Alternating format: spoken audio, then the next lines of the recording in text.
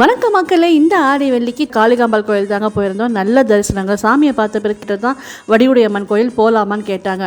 நானும் சரின்னு சொல்லிட்டேங்க. வீட்டில் சாப்பாடு செய்திருந்தாலும் அதை நைட்டுக்கு பார்த்துக்கலான்ட்டு சிம்பிளாக வெஜ் மீல்ஸ் தாங்க சாப்பிட்டுட்டு திருவெச்சூரில் இருக்க திருவுடைய அம்மன் கோயில் தான் வந்திருக்கோம். கூட்டம் கம்மியாக இருந்ததால் அம்மாவை எல்லாம் நல்லா தரிசனம் பண்ணோம். ஈஸ்வரன் பார்த்தீங்கன்னா தியாகராஜமூர்த்தி அப்படின்ட்டு உற்சவராக இருக்கார். அப்புறம் ஆதிபுரீஸ்வரர் அப்படின்ற லிங்கம் சுயம்பு லிங்கங்கள் நல்லா பெரிய லிங்கமாக இருக்காங்க. அவரை புடம் போட்டு இது மாதிரி பண்ணி மறைச்சி தான் வச்சுருக்காங்க.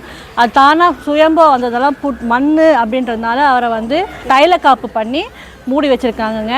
கார்த்திகை மாதத்தில் வரக்கூடிய பௌர்ணமிக்கு 3 நாள் திறந்து நம்மளுக்கு தைலமும் கொடுக்குறாங்களாம் பிரசாதமாக. அது மட்டும் இல்லாமல் புற்றீஸ்வரர் இருக்கார். அப்புறம் பைரவரும் இங்கே விசேஷம். பழமையான கோயிலுங்க, நம்ம எல்லாம் பார்க்க வேண்டிய கோயில். இந்த கோயிலை பற்றி சொல்லணும்னா ஒரு ஷார்ட்ஸ் பத்தாதுங்க. நீங்கள் எல்லாம் நேரில் பாருங்கள்.